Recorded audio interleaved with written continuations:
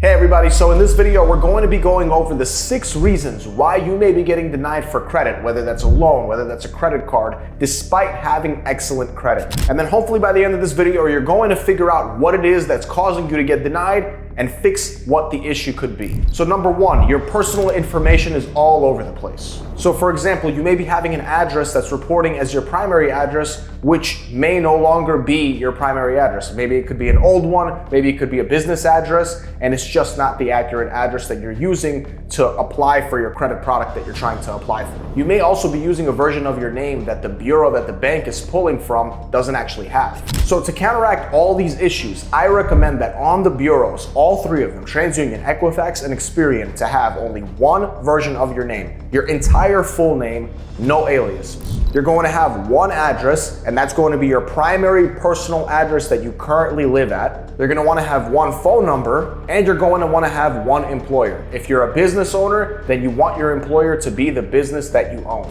Number 2, you may not have enough comparable credit. So not having enough comparable credit could mean one of 2 things. Your average age of business credit may be very low, or you may have a low total personal credit limit. What I recommend is actually having 2 average years in business, and I recommend having at least $30,000 as a personal credit limit for revolving credit, meaning any kind of credit cards. And the golden sweet spot is $75,000, but you really don't need that much in order to get approvals. If you currently don't have 2 years of average age of business, I recommend getting a trade line that's a little bit older that can actually anchor your age up. And to counteract having a low credit card limit, I would call the banks in which you have a credit card issued at currently and try to ask for a limit increase. The reason I recommend this rather than getting new credit cards is because having a new credit card is going to anchor your average age of credit down. Number 3, you may have high utilization.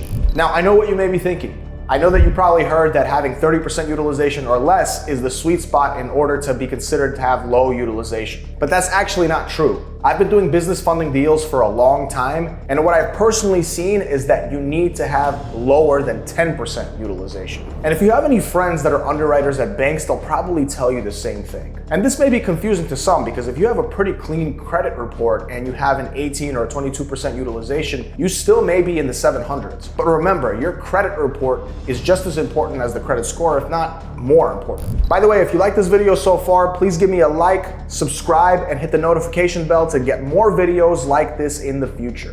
Number 4, having a high DTI or debt to income ratio. So your utilization on your revolving credit lines, even if it's low, plus any real estate or installment loans in comparison to your current income is what makes up your debt to income ratio.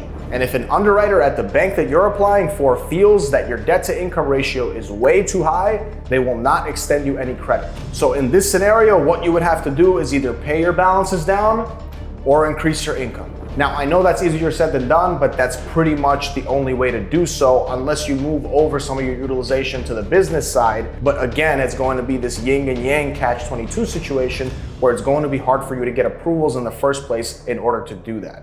Number 5, and this one is huge and trips a lot of people up, and that's having too many inquiries on the bureau in which the bank is pulling from. So if the bureau that's pulling your credit report at the moment has 3 inquiries or more in the last 6 months, then that's considered way too many inquiries. What I recommend is either waiting those 6 months, or if you're really smart, removing the inquiries that are not tied to open accounts and then trying to reapply again.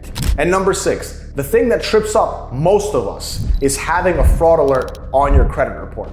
Now, I personally think that even if you've been a victim of identity theft, that if you want to apply for credit, you should temporarily remove the fraud alert from your credit report before applying for credit, and then after you get approved, then you put the fraud alert back on. Because what will happen is the bank will automatically deny you for credit and say that they couldn't verify you. And then that's going to trigger a very long and annoying, long-winded manual review process that you don't want to go through. Because then you're going to have to call them yourself and say, hey, yeah, it was me. And then they're going to be like, well, we don't believe you. You're going to have to verify. And then they're going to proceed to make you send them 1,000 pieces of documentation, like your ID front and bank, multiple bank statements, multiple personal tax returns. If you're applying for a business product, business tax returns, a video of your house, a picture of your wife, a blood sample, you get the picture. And then after all of that, they're still going to tell you, hey, can you actually remove this fraud alert for us so that we can pull your credit again? So then they're gonna give you 2 hard inquiries, and then you still had to remove the fraud alert in order for them to extend you credit in the first place. So you might as well just remove the fraud alert before applying in the first place, getting approved for the product like I mentioned before, and then adding the fraud alert back to your bureaus again. Because this is such a waste of time process that you don't want to be going through, and you don't want to be going through the headache of having to call them 100 times just for them to tell you to do what you should have done in the first place. All right, guys, that was 6 reasons why you may be getting denied for credit, although you have excellent credit. Thank you for watching, and I'll see you next time.